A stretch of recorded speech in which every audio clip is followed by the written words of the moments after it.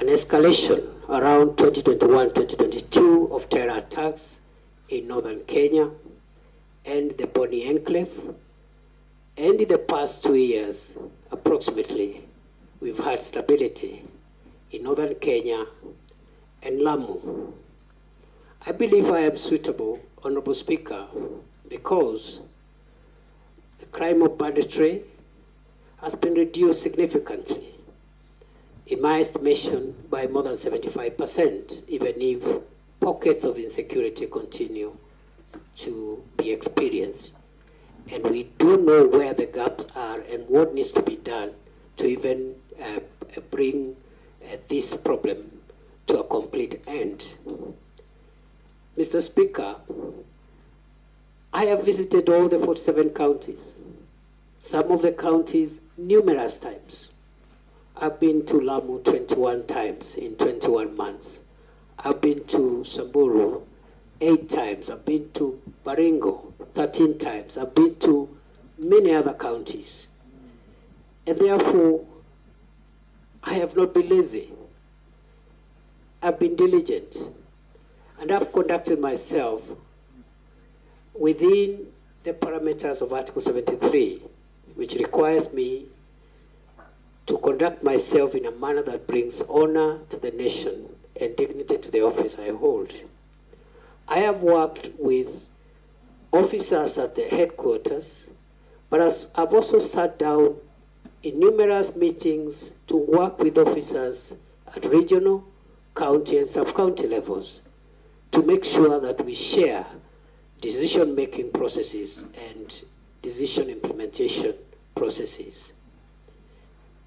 I believe, Mr. Speaker, the question has been directed to the events of the recent weeks. And I want to respond as follows.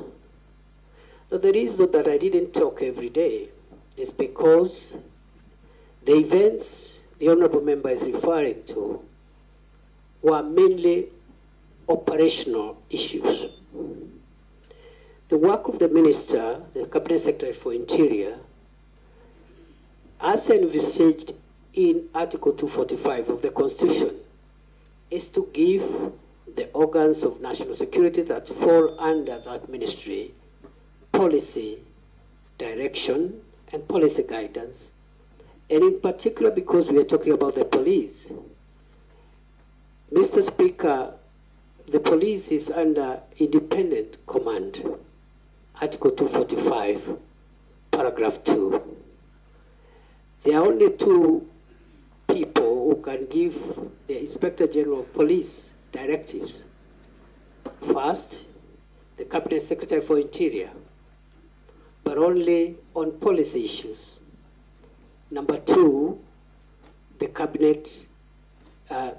Director of Public Prosecutions in matters in investigations of criminal activities.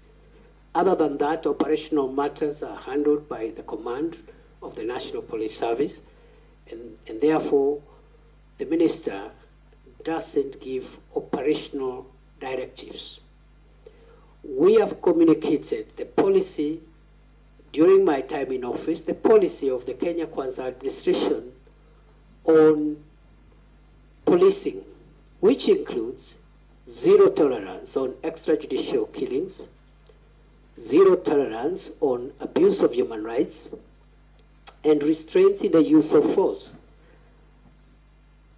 Limited only, the use of force being limited only to cases contemplated in the Constitution and the National Police Service Act and the schedule thereto in the defense of life of the officer or the life of the people of Kenya.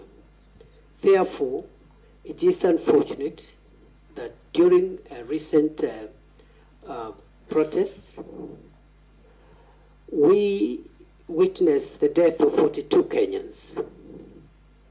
We also had injuries, 486 civilians and 385 police officers were injured. We had about 1,387 arrests. We had 54 police cars destroyed, and 110 motor vehicles belonging to the people of Kenya also destroyed in those protests. Therefore, I want to submit as follows, that the operational responsibility of policing lies with the command of the National Police Service. It is my estimation that on a broader scale of things, generally, the police tried their best to protect the country against mobs of criminals, arsonists, and other dangerous people, including those who visited Parliament and wanted to kill parliamentarians and other people. The police did their best. And in the event, as it is possible, that any officer went beyond what is allowed in terms of the use of force, it is now the work of the independent police oversight authority and other accountability agencies to help the country to bring to closure the issue of justice for excess use of force. I want to submit as follows, Mr. Speaker, that even beyond the police having independent operational command, the issue of the use of firearms by a police officer is individual. If you read the National Police Service Act and the Schedule 6 to that Act, every police officer has individual responsibility on how they use firearms. You cannot, the Inspector General of Police will not be there to tell the police, the officer, shoot this one, don't shoot this one. There will be an operational order that will generally guide the police officer. So the accountability of the IG will be on the operational order, which is publicly available, whether that operational order met the constitutional threshold, but the use of force by individual officers is an individual responsibility issue. Other than that, I commend generally those officers who tried their best in very difficult circumstances to help the country come to terms with what happened, and hope and will see to it, if I am reappointed, that the accountability for those who violated the law is pursued conclusively. I submit.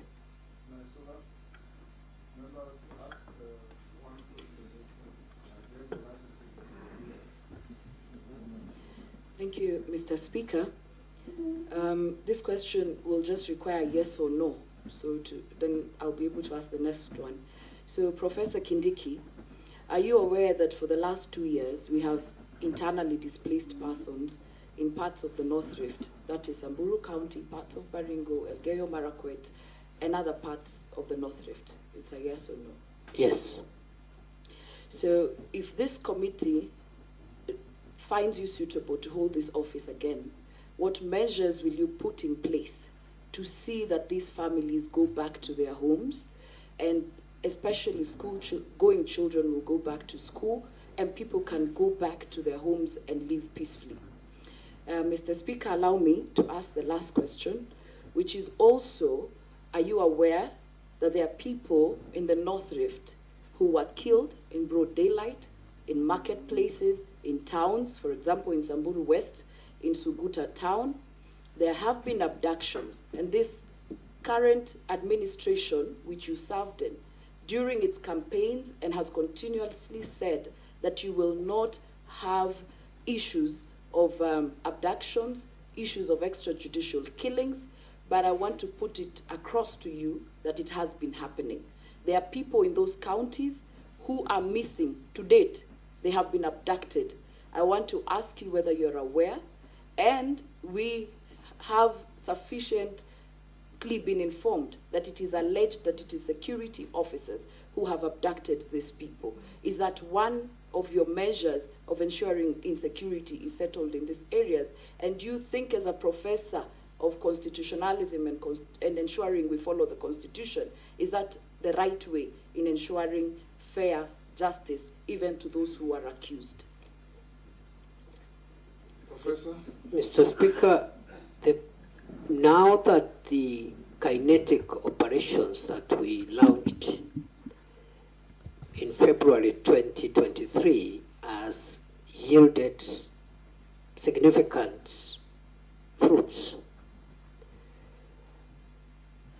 the issue of the North Rift will not be complete until those that were displaced because of the violence meted upon them by bandit groups and gangs are returned to their homes.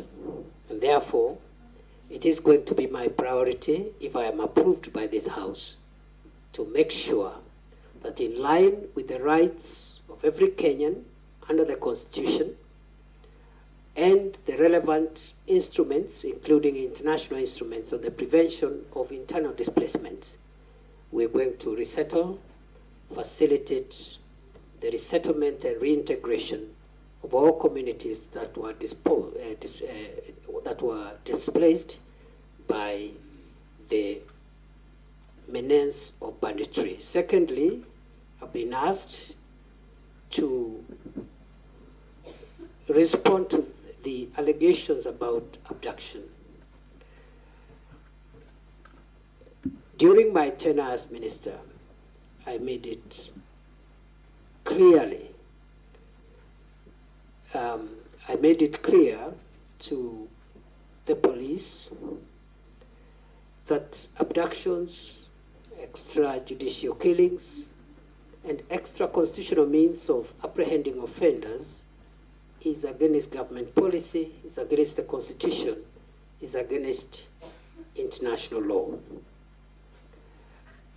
I must hasten to say my observation, because I've been in the front line more than any other place, especially in North Rift, in northern Kenya, and the Boni Enclave. The officers who served in the special units in counter-terrorism and counter-banditry, the formed-up units, have been quite professional, generally. But just as I've said in the previous question, in the event there are any infractions, there are any reported infractions and excesses by the special forces that are helping us to fight banditry, again, IPOA and other accountability mechanisms must be put in place to ensure that we do not spoil the very good work that is being done by our officers in the front line. Some of them have died, others have lost limb, officers have been destituted. Chairman, I was saying that the nominees are professors, and professors teach in the university, so you can answer questions like someone who is in class or teaching us. I was requesting through the chairman that you can Professor, be concise and precise and to the point. I submit. Thank you. Nelson, we'll just come around. Thank you, Honorable Speaker.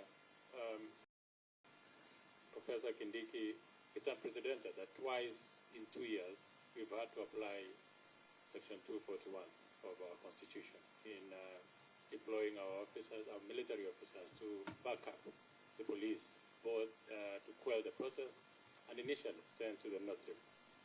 What exactly is the state of our police force? There are so many things that are flying around gossip that, number one, our officers, police officers, could be demoralized. Number two, is there a situation that you feel the police at some point are very hesitant to execute some of the assignments they're given because of lack of morale? And you as a CS the accusation that you've not helped in boosting the morale of our police officers. What exactly is the state of our police force? Professor? Mr. Speaker, yes, we have applied Article 241 twice.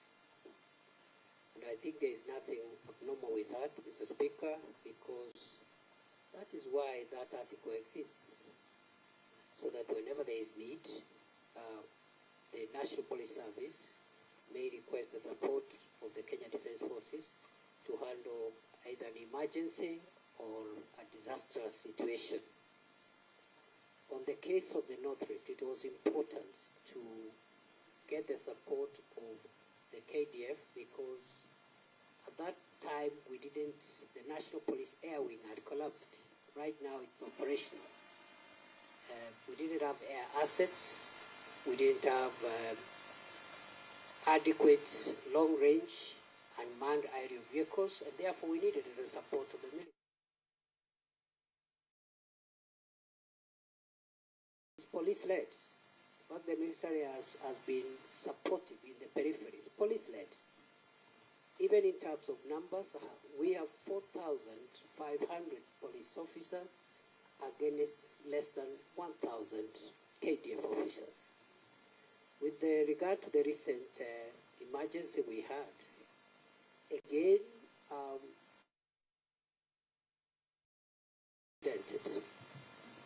and our calling of the KDF was simply to put them on standby should they be needed. And you've seen they have not been needed. But it was a precaution because the criminals who wanted to ban Parliament were also threatening to ban State House and other critical installations. So if that was not reason enough to put KDF on standby legally, I don't think any other situation would have met threshold, because what we faced in the last month, in our view, was existential threat, not just to the arms of government, but to the state itself. And therefore, the police is in good shape. There are issues of welfare which we are handling. I've already mentioned about the salary increments which we have started implementing. There's issues around housing. There are also issues about leave and so forth and so on. Education, I've just talked about the hospital that we've established for them, fully fledged level 4 hospital. We have one for the border police again, which again we operationalized under my leadership in Kanyonyo for the formed up units. So yes, there is more to be done, but it is not true to say that the police force is demoralized. They have done a good job, and when it's necessary, we have called in the KDF in accordance with the law when we feel that the situation is an emergency. I submit. Hussein? I thank you, Honorable Speaker, for giving me this opportunity.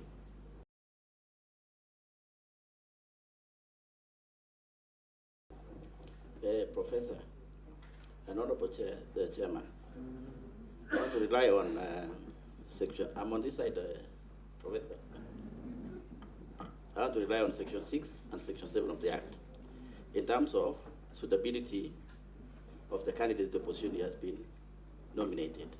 And in this respect, Honorable Speaker, I want to take the Minister in terms of suitability on his credibility in terms of respecting what he says, in terms of implementing what he says. Because this is the second time he's been given a chance. And Speaker, I want also the nominee to know that absence of war is not necessarily peace. Whatever is happening in the North Rift, Honorable Speaker, there is relative peace. There's no war, but it might not necessarily mean peace. What am I saying, Honorable Speaker? The candidate, as an example, the candidate came to the North Rift. We had engagement as leaders of the North Rift, and specifically West Pokot County, as an example of the entire country. I don't know what happened or what the minister did in the other places. but possibly maybe he did what he did in West Pokot, which is we agreed on a number of issues, Honorable Speaker, in terms of strategies of bringing peace, including establishment of sub-locations or bringing even the security near to the people so that we avoid the Shakawala things and so on. And the minister agreed with the Honorable Speaker with us in West Pokot. And we also agreed to put security in strategic areas. It might happen in other parts of the country. The minister agreed. And Speaker, nothing happened. Nothing has happened so far. Now, if Parliament sees it fit and approves the minister again for this position, what's going to happen? What is the minister going to do different, Honorable Speaker, to gain credibility among people, among Kenyans themselves, who might feel that the minister lied to them? And finally, Speaker, take home for the minister. This idea of giving police accounting as an accounting or to manage their own money as an accounting officer, I want the minister to take home in terms of the security, the strategic security of this country. What does that mean in terms of security of this country? Going into the future, there are critics, Honorable Speaker, that say, how do you give the police the gun and you also give them the money? What's going to happen? It might pose a serious security in this country going forward, maybe many years in the future. I thank you, Honorable Speaker. Professor? Thank you, Mr. Speaker. Mr. Speaker, it is true Those that... are just two simple questions. Did you honor what you did and said in Pokot? And is the police fund tenable? Very simple. Mr. Speaker, it is true that some of the things that I promised have not been realized, especially the issue of operationalization of new administrative units. But it is also true that some of the things I promised have been realized, and I thought the Honourable Member would be kind enough to notify the House and the country that during the same consultations I had promised that we will provide, train and equip 200 National Police Reservists for West Pokot, which we did. Number two, we had promised to set up a security camp at a place formerly called Lami Nyeusi, which is now called Lami Nyeupe, which we did, and so many other things we did. But the issue of the units is outstanding, and not just for West Pokot, but also for a few other counties, including some parts of Baringo, Samburu, and a few other counties benefit from the operation.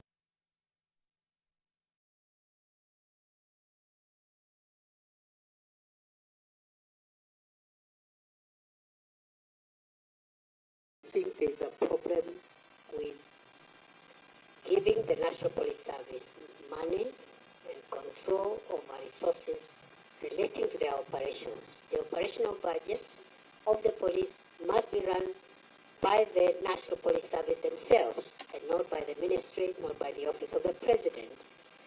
And in my view, if there are issues of lack of effectiveness, it is not because the police have their own budget. If anything, it should help them even work more efficiently. Therefore, the question should be, now that the police have their operational budget, what prevents them from serving the people of Kenya in a better manner? And those are issues that we'll be looking at if we are reappointed. Because Parliament offers us the use of that money. Victoria? Thank you, Chair. Professor Kindiki, in the recent past in this demonstration, two young men, Michael Chirunga Navolie and another young man called Kevin Maganda, shot dead in the court. The family has been trying to get some information from Michael. It is alleged that the independent, the IPOA is not receiving required information from the police service. This has posed a great challenge to IPOA in the clearance oversight mandate. If approved for this appointment, what steps will you take to ensure that challenge to IPOA executing its oversight mandate? If approved for this appointment, Dr. Bukindike, what steps will you take to ensure that the two institutions work seamlessly for the benefit of Kenyans? And secondly, how will you strengthen IPOA so as to execute its mandate? Second, the Honorable Chair, is about urban criminal gang activities. In the urban areas, particularly in Nakuru, a criminal gang called Confirm, which by what the citizens claim has brought about 5 deaths in every month and hundreds of injuries. Maybe if you're approved and confirmed, what are the steps that you'll take to reduce the increase of criminal activities in urban areas, and particularly in Nakuru, specifically the confirmed criminal gang? Thank you, Chair. Professor. Mr. Speaker, on the first issue, the relationship between IPOA and the National Police Service is an ongoing conversation, and it's not unusual. It happens all over the world that the police and the bodies oversighting them have normal institutional tensions. We have, during our tenure in office, we have encouraged these institutions to work together because each one of them is playing an important role. It is the same problem we had between the police service and the Police Service Commission. And we did a lot of work and around that and were able to get a win-win situation where the Commission and the police service are working together. So we'll apply the same methods if we are reappointed to make sure that IPOA gets the support it requires from the NPS. And going forward, we will support IPOA in terms of more resources, more capacity, but also just brokering the institutional goodwill between themselves and the police. The second question, Mr. Speaker, is on the criminal gangs. It is true. We have had a gang in Nakuru known as Confirm. And urban crime is a major issue. When I took over as the CS for Interior, October 2022, there was a lot of gang violence and gang crime in Nairobi. We've been able to reduce and suppress the Nairobi urban criminal activity significantly. We hope that the Nakuru matter could also be resolved. And before I was dismissed from office, I had a meeting with the leaders of Nakuru County, and we had agreed that according to the feedback the leaders gave us, we needed to change the command because sometimes many of these performance issues are based on the right command. So we are going to work on it to ensure that we eliminate that gang and other urban gangs in Mombasa and a few other towns that are suffering the same problem. Robert Mbui. Thank you, Mr. Speaker. Professor, Kenya's constitution borrows very heavily from the US one, particularly issues to do with the Bill of Rights. And you swore to uphold this constitution and protect it. Recently, you saw in the US that a gunman tried to shoot a presidential nominee and was actually brought down. But despite that, and even missed, but despite that, the head of Secret Service resigned their post. Now in Kenya, during your tenure as CS, over 100 Kenyans have been killed, murdered by the police. You know that maybe over 1,000 people have been injured, and property worth billions of shillings has been destroyed. Not to forget that a lot of Kenyans have also been abducted, and as we are talking, there are still people, families that are still looking for their loved ones. Now, we did see that the Inspector General of Police resigned.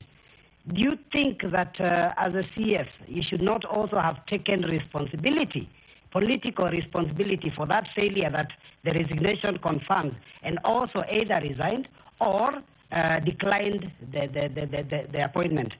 It's also important to note that during these demos that were held, a lot of people were shot. And there is clamor and request and for justice. Because you have the bullets, and you know that every bullet that comes from a gun can be traced. Why have we not seen arrests and arraignment in court of the police officers that are accused or that were involved in this shooting? Because that would appease the public a little bit. Allow me, Mr. Speaker, to also point out that the CS has had, the nominee has had a very illustrious career. And, PhD, done consultancy all over. And when you are here for the approval hearings in 2022, after all those many years of working, your wealth was at 544 million. Now, 2 years later, your wealth now is at 694 million. That is a whopping 150 million shillings more. Maybe you could explain to us, is this increase probably related to the office that you hold? It would be important for us to know. And finally, Mr. Speaker... Too many questions, Robert. Mr. Speaker, just one last one, because we are doing very well with time, Mr. Speaker.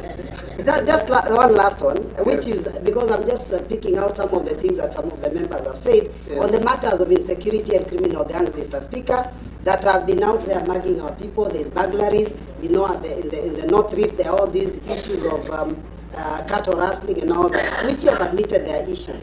Now, my question is, when you know that we have such insecurity in the country, what was the logic behind making a decision to send 1,000 police officers to go and secure Haiti when Kenya has a problem?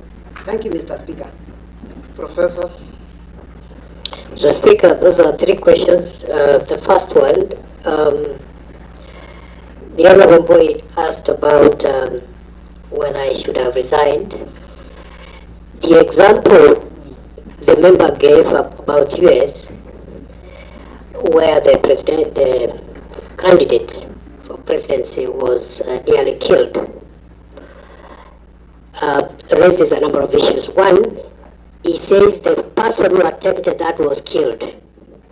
That demonstrates use of force, even in our local context, is allowed, because nobody raised issues with that criminal who was wanted to kill Donald Trump. He was shot dead without questions. Number two, the honorable member has said that the director of the Secret Service resigned, but also drew a parallel and said our IG also resigned. The minister did not resign in the US. I don't know why the Kenyan minister must resign. And nobody asked the minister to resign, because ministers don't instruct operations, they instruct policy. I can only resign if my policy instruction is unconstitutional or illegal. Then, on the question of those unfortunate incidents when Kenyans lost their lives and the quest for justice, I strongly believe that there must be justice, and every death that occurred must be accounted for. However, Mr. Speaker, the process of putting together criminal investigations, including forensic evidence, is not something that can be rushed. It takes a bit of time all over the world, not just in Kenya. I believe IPOA should help the country to get closure, and I have promised, if I am reappointed, I'll encourage the collaboration and support and goodwill between IPOA and the police in terms of providing information so that justice is served. I have also been asked about my wealth, which has increased from 544 million to 694 million. It is true, because first let me start by saying that I have not benefited from any improper business. I have not done any business with government. Let's start from there. I have not applied for any tender by myself, by proxy, by relative, or by anybody. Mr. Speaker, before I was appointed, my worth was at 544 million. I said at that time, which I still do now, that I have run a business, which today I do not participate in that business. I don't practice law, but my law firm is alive and working, and much of that revenue has actually come through the revenue from my law firm, which is still active but being managed by other people.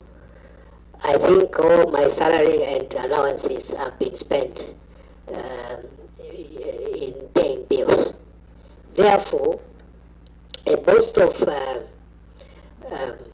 increment in my net worth is because of three things. One, the legal fees, some of which was actually pending by the time I was being appointed. And I said it here, that there are some unpaid legal fees, which some of them were paid. In fact, I remember 2 months after I was appointed, one of the clients paid a significant amount of legal fees, which had been pending.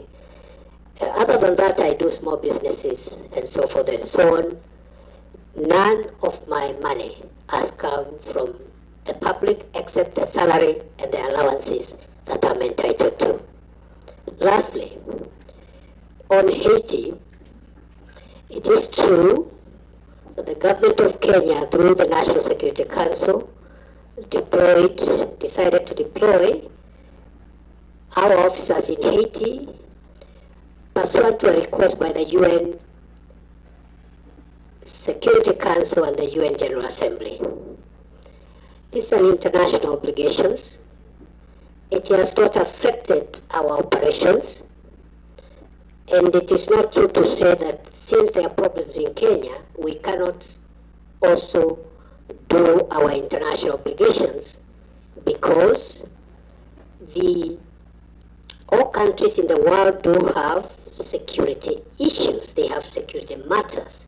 Even the country you consider safest has its own security matters. And therefore, it is a great honor for our officers who serve in Haiti. So far, they are doing a good job. I believe they will profile Kenya properly. They will bring honor to our country. And that deployment has not affected our operational capabilities. I submit. Thank you, Speaker. Thank you. Like your neighbor, ask one question. I'll ask only one question. Professor Kithure Kindiki, in your first stint as CS Interior, you are associated with strong statements, such as "we will crush you," you'll be met with the full force of the law, "we will deal with you firmly and deadly," and many other words like that. Statements which seem to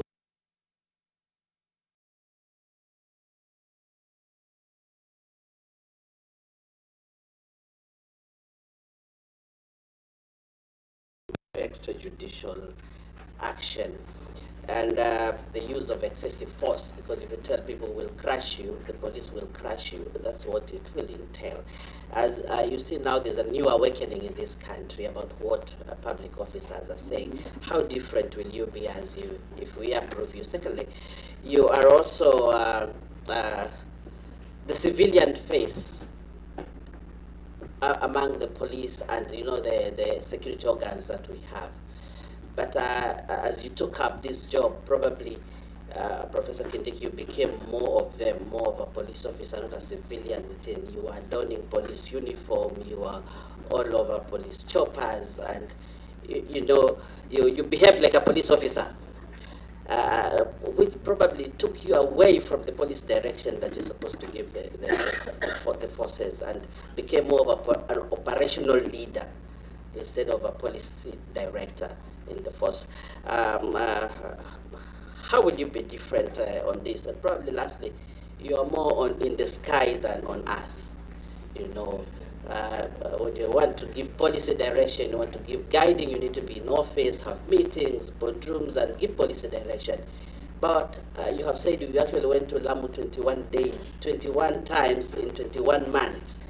and probably in the operation field more than where you are required to give, operational or to give policy guidance and direction. And that's why the police force and the administration, national government administration, is not properly coordinated. How different will you be when we approve you as CS? Thank you. Professor?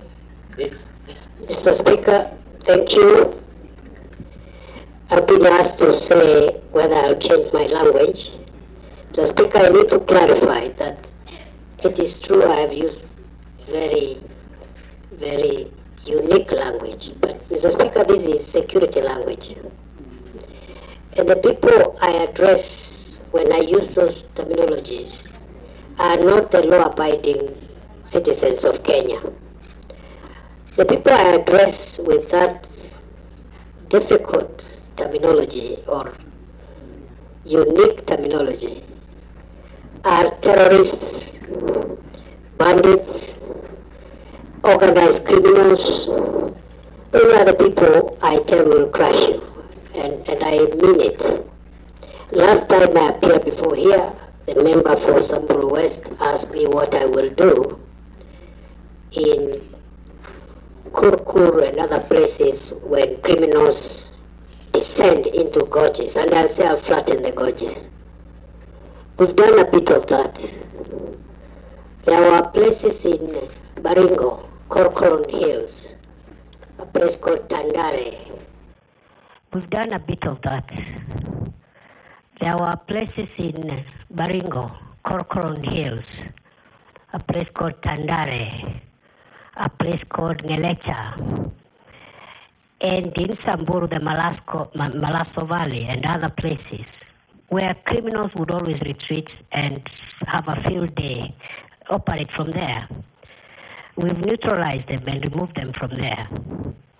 So, the use of force is permitted by law, depending on who that force is used against and in what circumstances.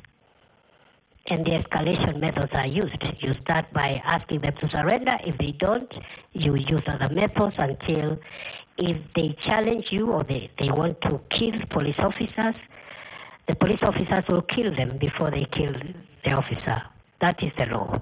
Mr. Speaker, on the second issue, I have been there at headquarters driving policy in boardrooms, Arambe House. I've had so many meetings in our campuses in Tiganjo, in Embakasi, Roiro, Police Leadership Academy.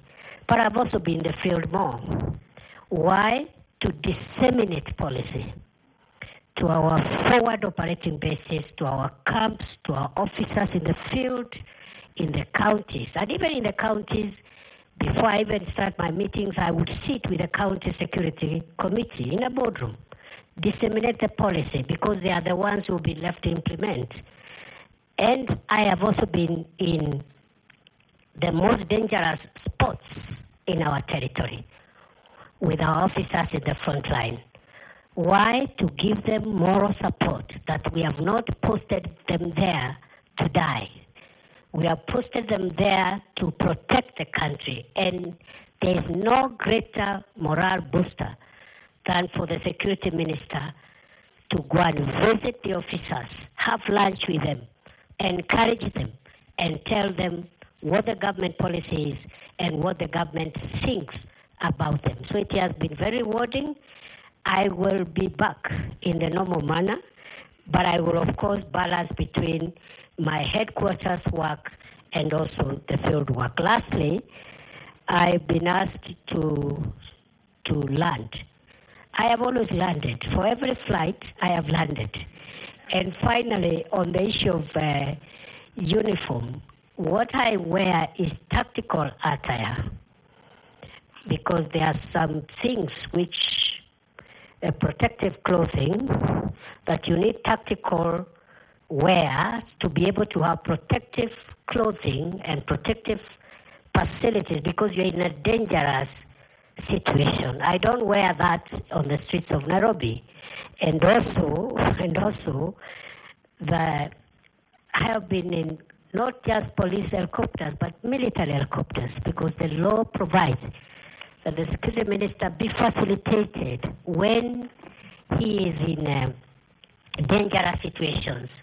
The Minister for Interior, the Minister for Defense must be facilitated, because the nature of our work is we are exposed to risk and danger by virtue of office. Otherwise, I do not fancy it's only that it's all in a day's job. Murugara. Thank you very much, Mr. Speaker. On a CS nominee, let me take you away from the police officers, the bandits, and all these other insecurity matters you're dealing with. Back to national government administration. I recollect very well that when you were here, we actually questioned you on it lastly during the vetting, and emphasized that the nerve center of the national government administration is in the villages. That we do have very serious workers in the villages who possibly are not recognized by the national government, but who play a key role in the service and security provision and everything else, so that we can avert incidents like the Shakahola and the quarry incidents we've talked about. Here I'm talking about the village elders and the Nyumba Kumi workers, whom you use extensively 24 hours every day, every month, and every year, and in a form of service which is very similar to servitude or some form of modern day slavery. These people are not remunerated. Your response that time was that a policy was going to be put in place immediately, and that they would actually start getting a form of remuneration. The question I have to you is, how far has that gone, and when should these people expect their paycheck? Whether check, whether M-Pesa, whether whatever is going to be, when should they expect to be paid?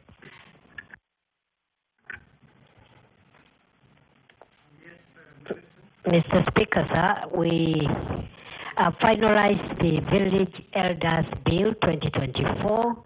It is one of the 12 pieces of legislation that are awaiting cabinet approval for transmission to Parliament, and therefore that matter will be sorted out in the shortest time possible. I submit.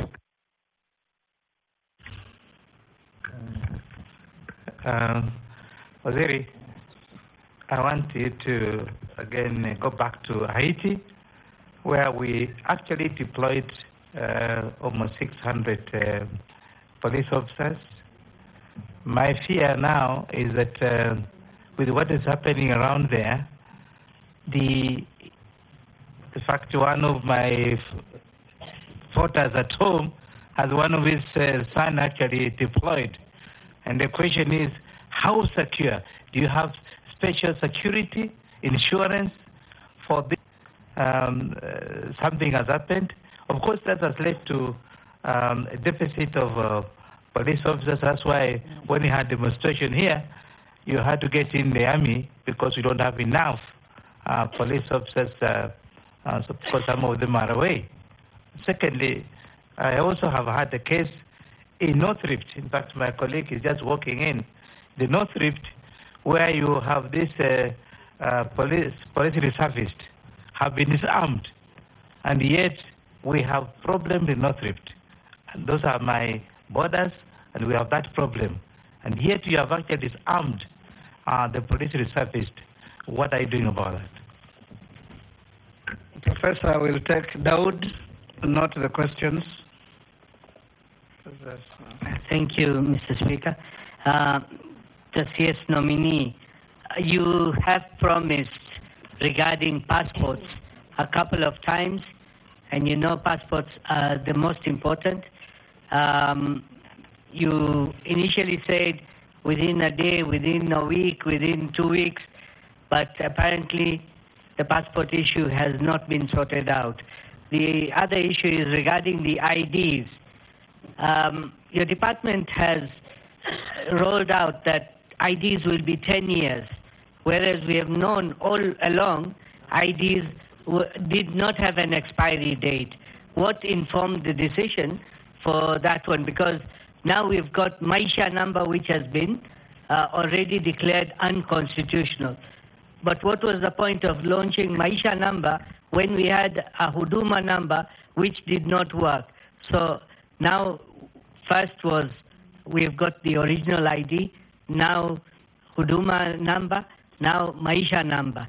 So aren't we confusing everything? Can't we have just one, the ID to be upgraded instead of all those, and data protection? Thank you, Mr. Speaker. Professor, you can answer those from Ferdinand and Rahim. Mr. Speaker, with regard to the question by the member for Kwanzaa, Haiti is a United Nations mission.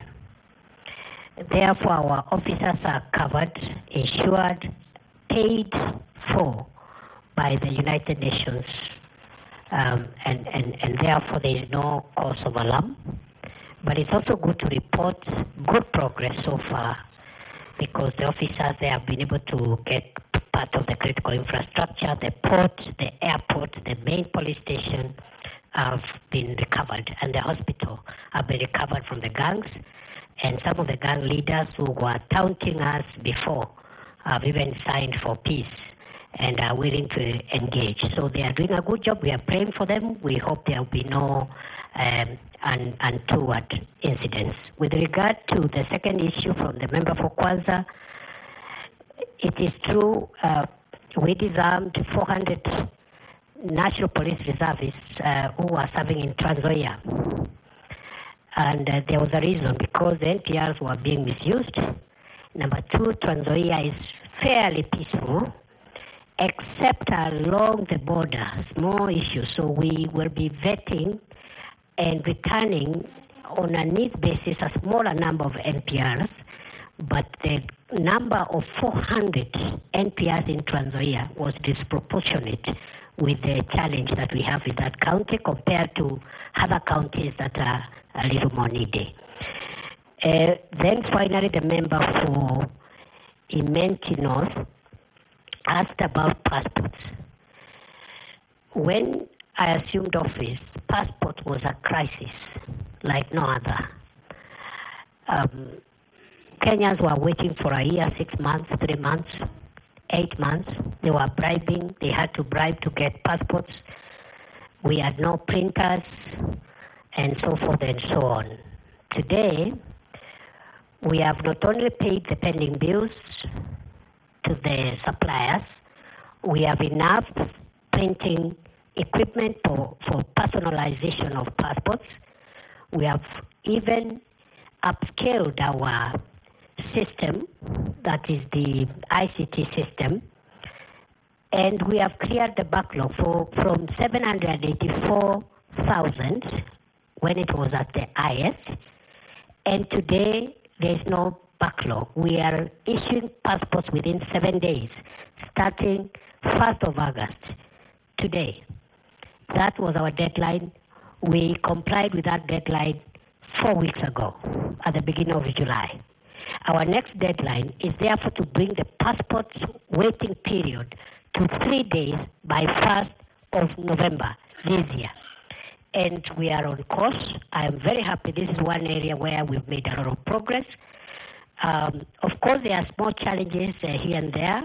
We believe that we've not eradicated corrupt staff completely. We have a new crop of staff, about 120, but we are not sure that corruption has been eradicated from that directorate. And we are working on that to ensure, we'll be working on that if we are approved, to ensure that we clean up the whole place. With regard to IDs and Huduma number and Maisha number, the reason for the 10-year limit is because of technology. Because unlike the ID that we are used to, the second generation ID we have, the third generation ID is a technology card. And technology keeps on growing old. And therefore, that's why we have a 10-year period. And that's why even passports, they normally have a time frame. You cannot have a passport for life. That is the idea. It is not to punish Kenyans. The card has a bit of technology chips, and we want to upgrade that chip based on the security threats that will be identified by that time. The Maisha number issue is before court. We hope we will vacate the orders that were issued 2 days ago, because the problem we are having with delays with issuance of IDs is because of court orders. Last year, between November and March this year, there was a court injunction against us issuing IDs, which brought a huge backlog of almost 600,000. We cleared that backlog. We were actually left with 92,000 with those in the waiting list. And then another court injunction was issued again 2 days ago. We hope we'll be vacating it by Friday, hopefully, so that we can be able to move on with issuing IDs to the people of Kenya. I submit. Emase. Thank you, Honorable Chairperson. Let me take you to the budget. Following the recent government budget cuts across all sectors, what innovative ways will you use to mitigate the negative impacts of the budget cuts in the Ministry of Interior and National Security? Secondly, what will you prioritize if approved? What programs will you prioritize, and what will be the impact of implementing those priorities? And Kenyans are also asking, because of the unemployment situation in the country, is the recruitment of police officers affected by the budget cuts? And if not, what innovative ways, again, will you use to recruit them differently? Because as it stands, Kenyans are concerned that recruitment of police officers has become a preserve of the rich or of those who can afford to sell some land. So how are you going to make sure that employment opportunities in the Ministry of Interior are open to all Kenyans, irrespective of their tribe, their religion, where they come from, whether they have money or not? Thank you. Hold, Professor. Yes, Missy, take those two. Thank you, Mr. Speaker. Prof, you'll go down the history as the first minister to be vetted twice in one term, one presidential term. Of course, the others who are coming, but for now you are the first, and that history will not be, will be there forever. And I'll take you back to what you said in the Senate, that history is replete with strong and powerful dictators who were brought down by the power of the people. And I dare say you've been brought back here to this vetting by the power of the people.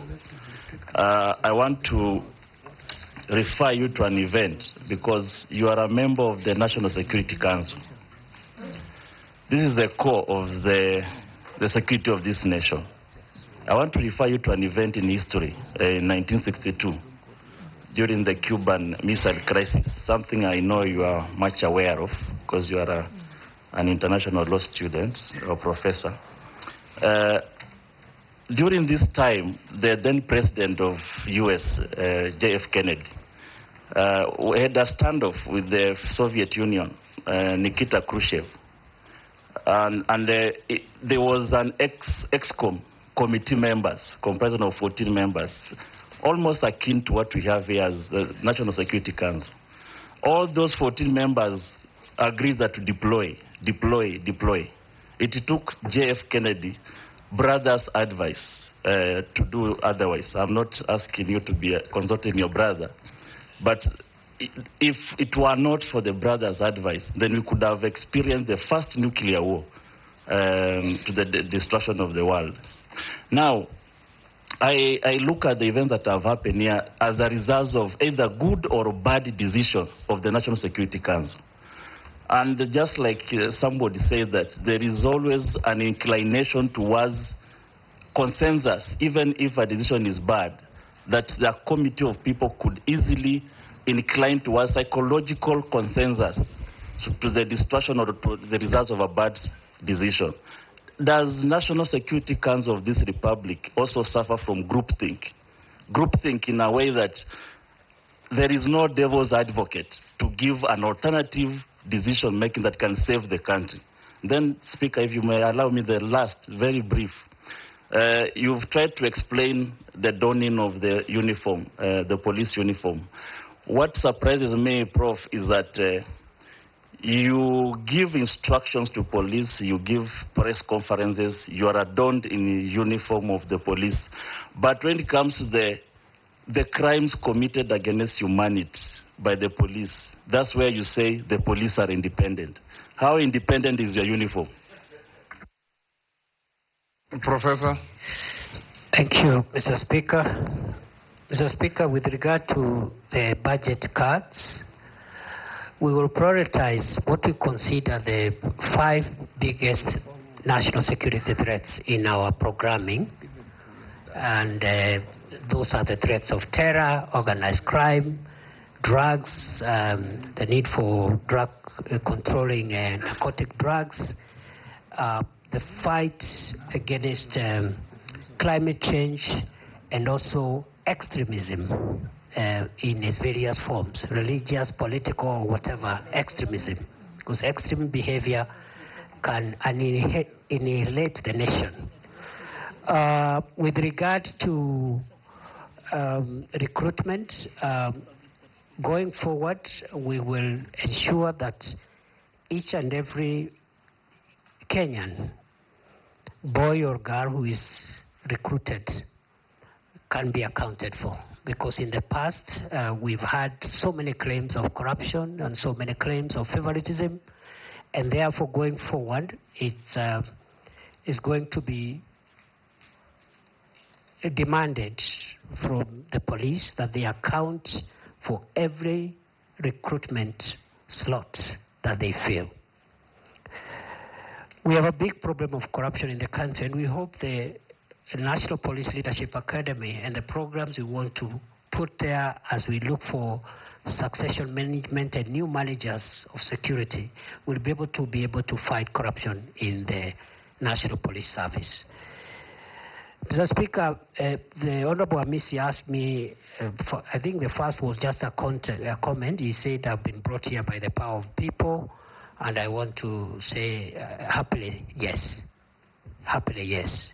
With regard to the second, and I say happily because it's important for public officials to be put under scrutiny and be measured using the highest possible threshold. So I have no issues, I have no problems. Even if I'm brought here 20 times, I will happily come back and try and explain myself to the people of Kenya and to the representatives of the people of Kenya.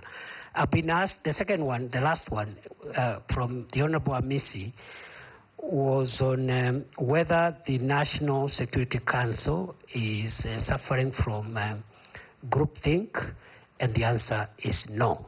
I submit. Mukami. Honorable Mukami. Thank you, Honorable Speaker. Honorable Speaker, I want to ask our Waziri one question from a police officer who is concerned.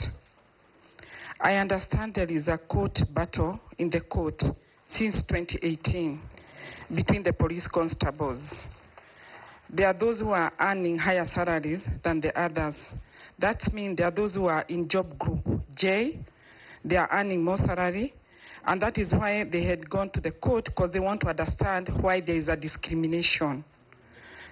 The other question, it's about our police officers. Waziri, as you know, our officers really do a lot of work. What policy are you going to put into place to motivate our police officers? Because there are those officers who have stayed in one station for over 20 years. They've never been promoted, they've been never transferred, they are just there in that station. So we need to motivate them. Thank you, Honorable Speaker. Mishi, Honorable Mishi. Thank you, Honorable Chairman. Honorable Chairman, I want to ask Professor one question. Professor, as the women of this country, we are shocked and we are sick to see the rising number of femicide cases. In fact, we were really shocked when we saw the bodies which were discovered at the quarry, because all the bodies were for ladies or other women. I don't know what is the root cause of this. What contribute to all this? Who slept on the job? We need to know some answers on these issues. Second, Honorable Chairman, I know he has answered issues on the issue of officers using excessive force during protests, but I also wanted to hear from him, what future plans do you have to ensure that future protests are going to be managed in a way that there will be no loss of lives? Thank you, Honorable Chairman. Professor? Mr. Speaker, sir, with regard... Hold, Professor Emaso, you have a point of order? I think the nominee forgot to respond to mine. Which one? It was on the budget and the issue of recruitment. He did. I think can respond together. He did. Okay. He did, very clearly.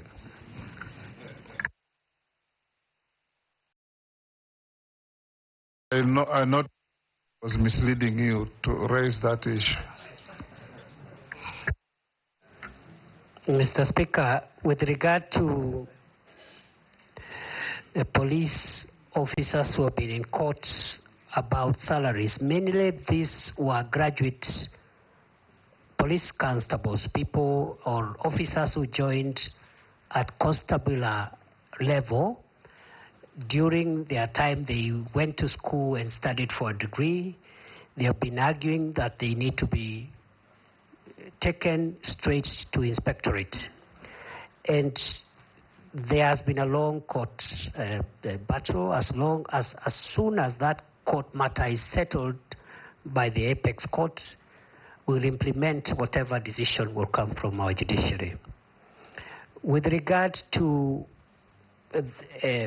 that matter going forward, we will implement the recommendations of the Maraga Task Force, which creates two-tier police service where you can serve in the lower ranks and the academic requirements are different. You serve from constable to senior sergeant, or you enter the police service at inspectorate level if you are a graduate as a cadet, so that we professionalize a little more the police service and also expedite leadership generation through cadets who can assume responsibility as OCSs and commanders at county level and so forth, to avoid a situation where you have officers seeking to extend their time in office at senior levels simply because of a lack of generation of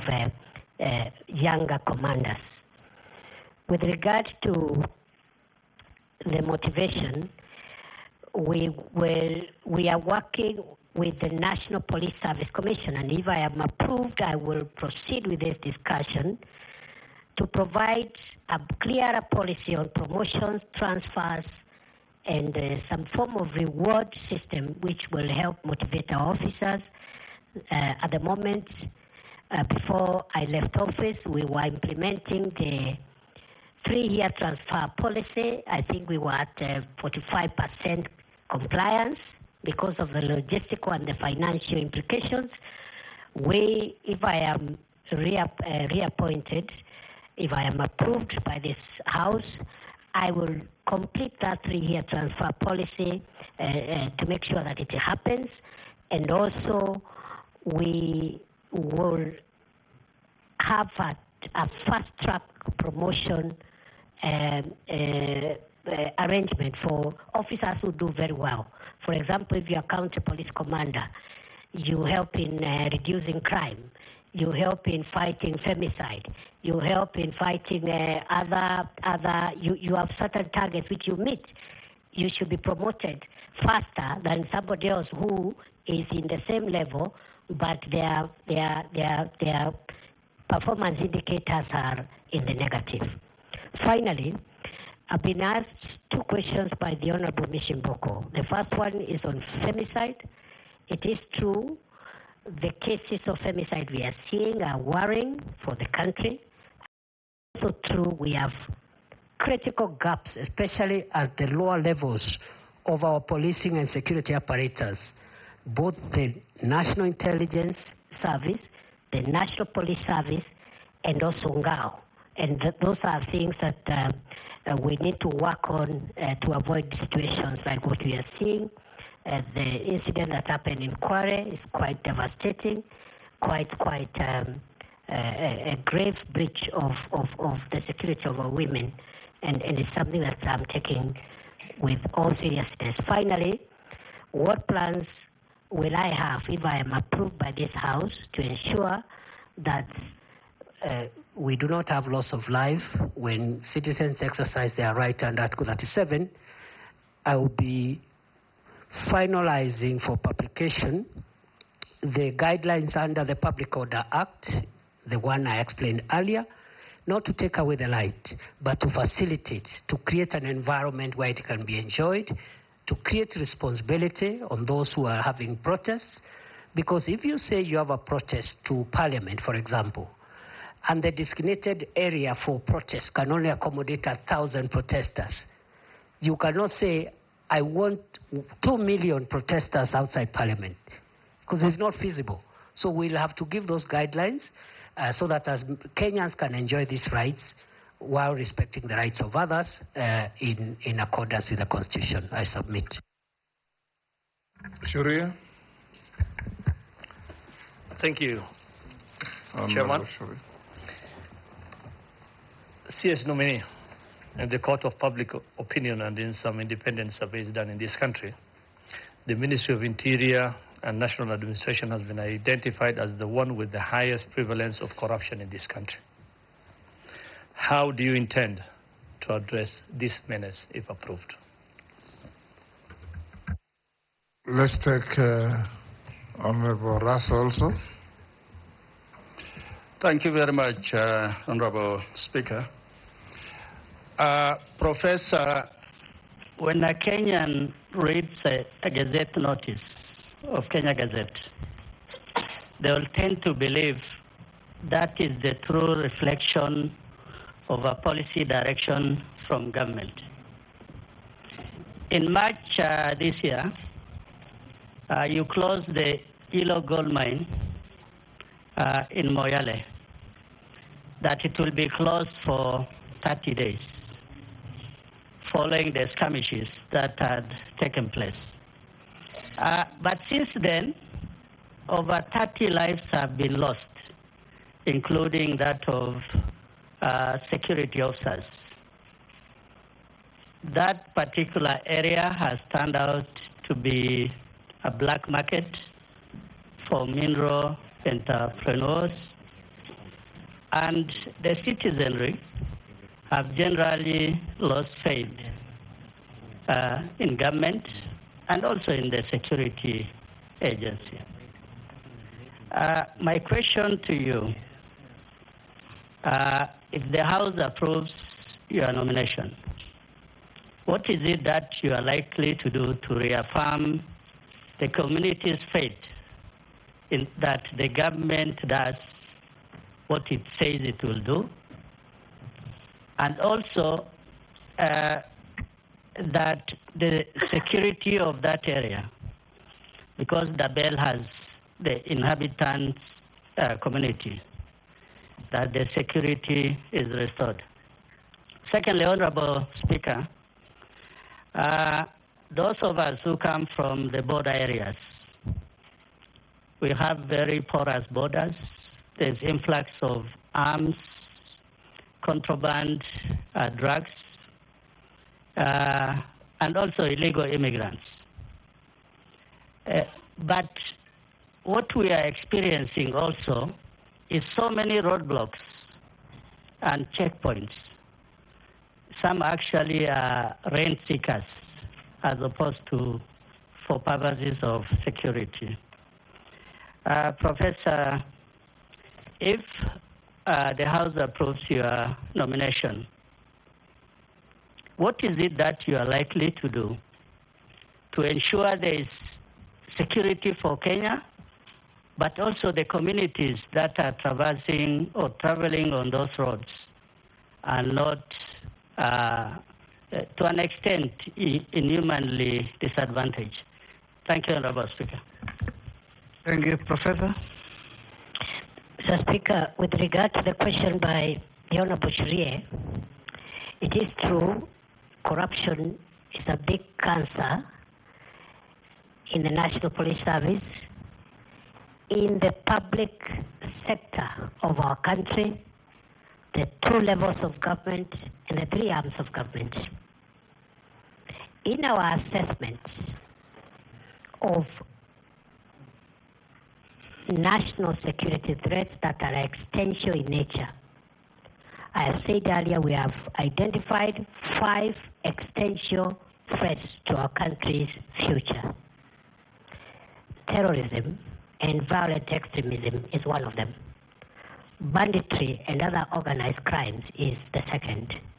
The third one is the problem of narcotic drugs, psychotropic substances, and all that goes with that. The fourth one is climate change and how it is creating disruption of livelihoods and breeding conflicts among communities. The fifth one is corruption. And therefore, going forward, if I'm reappointed, I am going to escalate programs, policies, and measures to eradicate corruption within the organs of the national security that are within the Ministry of Interior, but also propose for the rest of the country, the rest of the government and public sector, measures that can help us secure the country, because it's no longer an issue of the corruption by the police. It's an issue of corruption being able to actually threaten the country's future. And therefore, corruption is top 5 of our national security threat. Lastly, I've been asked about by the Honorable Didoraso about Hilo. It is true. Hilo gold mine in Dabel, Moyale. We closed in March for 30 days, but we've extended those orders. We have identified that area as a disturbed area because we lost some people there who were fighting over mineral rights, mainly illegal miners who had come, even some of them from other countries. So we closed it on security considerations. We are in talks with the Ministry of Mining to see how an orderly resumption of mining activities can happen. I was there physically in June. I was planning to go back in July before this happened. In the interim, we have lost a few people because of illegal activities around there, even as we speak, on a very low scale though. We even lost 2 police officers in the last 2 weeks.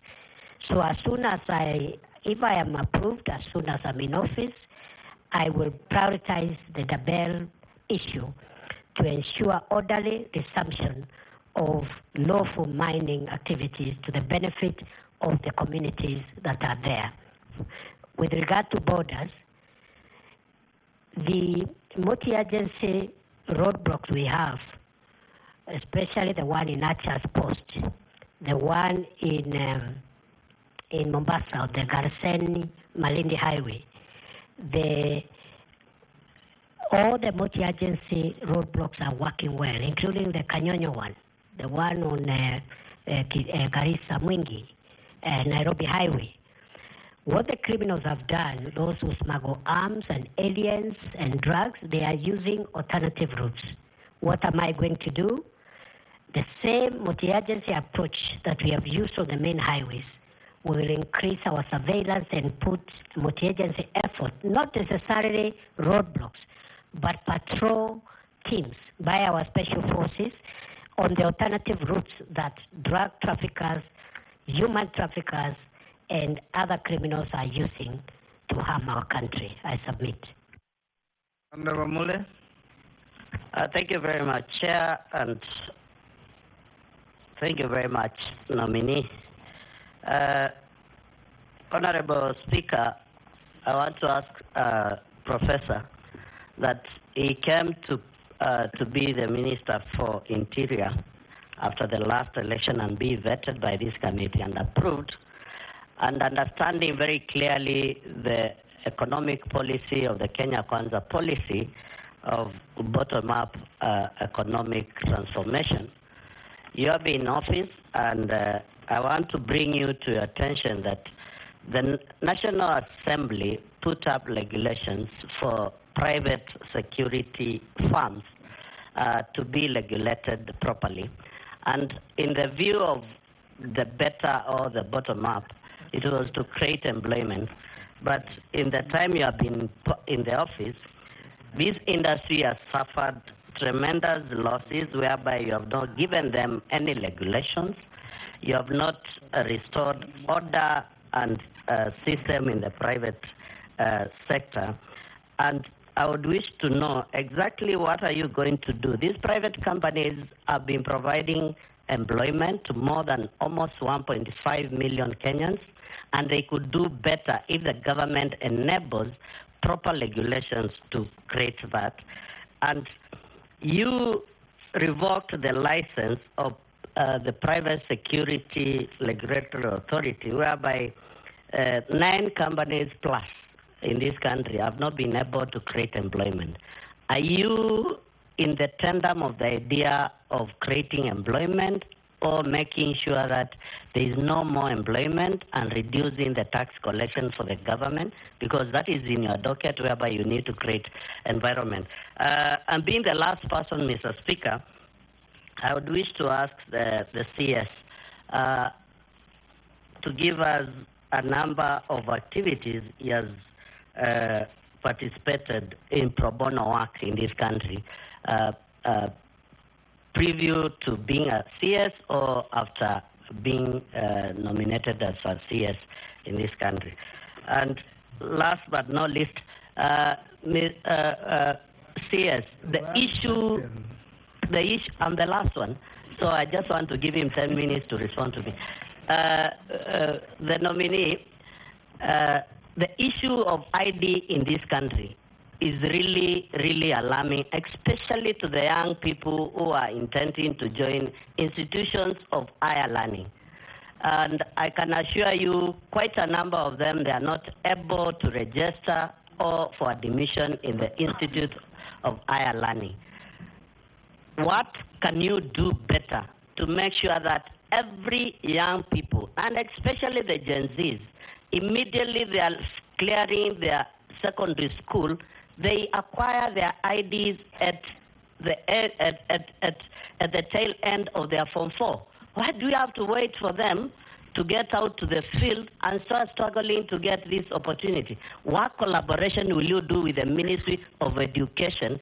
By the time these young people leave school, they already have an ID. We don't need to wait until they get out here to start struggling. What measures are you going to put if, and I'm using the word if carefully, you'll be approved by Parliament and this committee?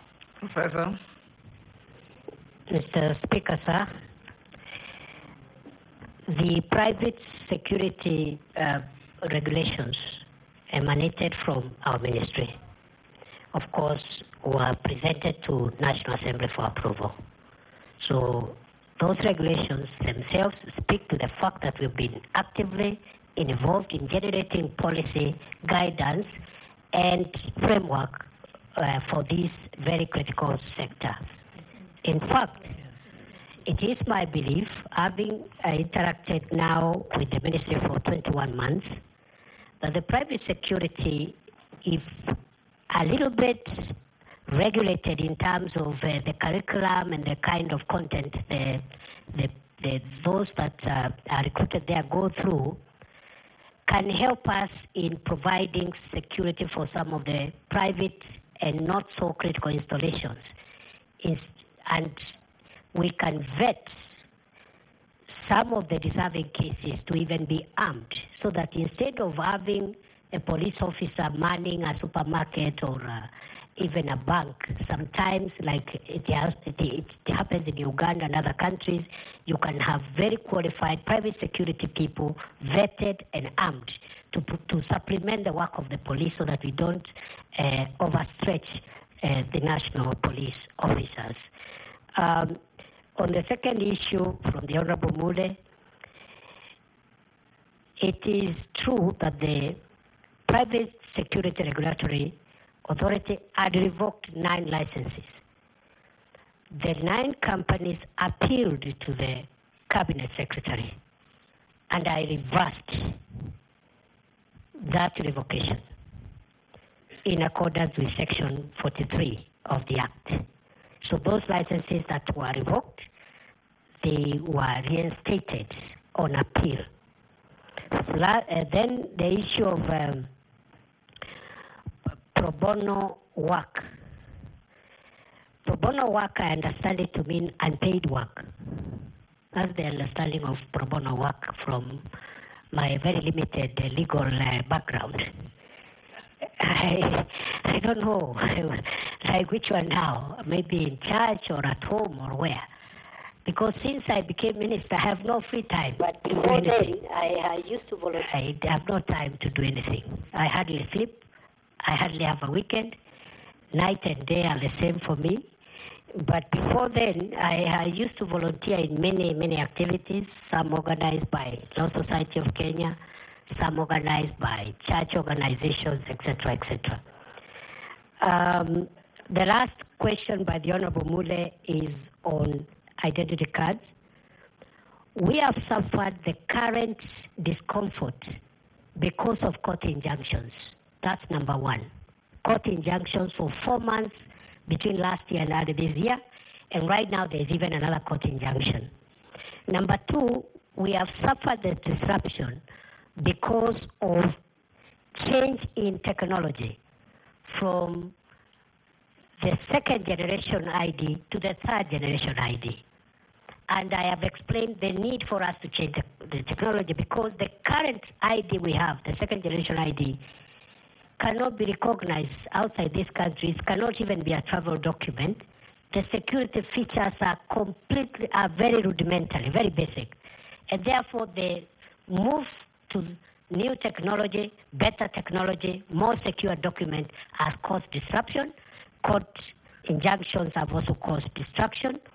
And just like passports, in the event that I am reappointed, because the member said he used if deliberately, of course, I also want to promise, if I am reappointed, the same way I have focused on reforming the immigration directorate and helping unclog the passport inefficiency problem, I will focus on IDs and also birth and other citizen documents to ensure that we get optimum results. In fact, for example, a death or birth certificate should be obtained the same day, within 12 hours on application. And perhaps the ID, we should be able again to once we get out of the court injunction, we should be able to retain the 7-day target. At the moment, we are working with 21 days before the injunction. Thank you, Minister nominee. Sorry, Naisula. I didn't want to go another round. Speaker, I will not. After this nominee, I'll never ask for another round, and it's not a question, it's just a comment, because I'm very passionate about the issues on North Rift, and if the nominee happens to be approved by this committee and the National Assembly, I would like to just say that even as you deal with security matters and the hardware, please remember also peace and dialogue of those communities.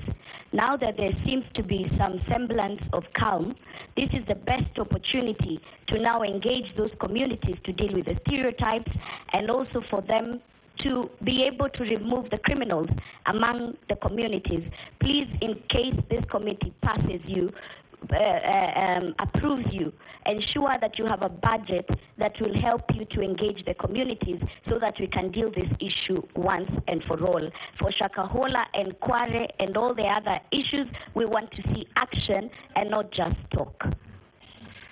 Thank you, Honourable Speaker, for the supplementary one. In conclusion, CS nominee, your appointing authority has considered to the country that one of the failings that the President considered to was lack of communication. You have told us here of very good measures that you have taken in the State Department for Immigration, especially in the processing of passports and all that. However, that information is never in the purview of the public, members of the public. And indeed, I have an incident, CS, where a Kenyan in the US called me very desperate that they could not get their passport despite having paid somebody about 20,000 shillings. For a passport, was, I think the normal charge is about 4,000 or 3,000 something. And when I followed up the case, the person who was even paid this bribe was not an officer at the Immigration Department, and it took the intervention of the Director General of Immigration, Ms. Evelyn, to get the DCI to hunt for that person. Somebody extorting Kenyans money from Eastlands, pretending to be working in your house. And therefore, the lack of communication aspects in your ministry is what I want you to address. Should you, or if you are approved, what are you going to do to ensure that there is proper communication to the public so that the public are not taken advantage of by criminals out there in Eastlands and elsewhere who are extorting bribes from Kenyans on the pretext that they are working in Nyayo House. And just like Owen Bayer said, you once declared Nyayo House a crime scene. That crime scene now seems to have moved from Nyayo House to the periphery of Nyayo House and other areas. I would want to hear what specific measures you intend to take to make sure there is proper communication.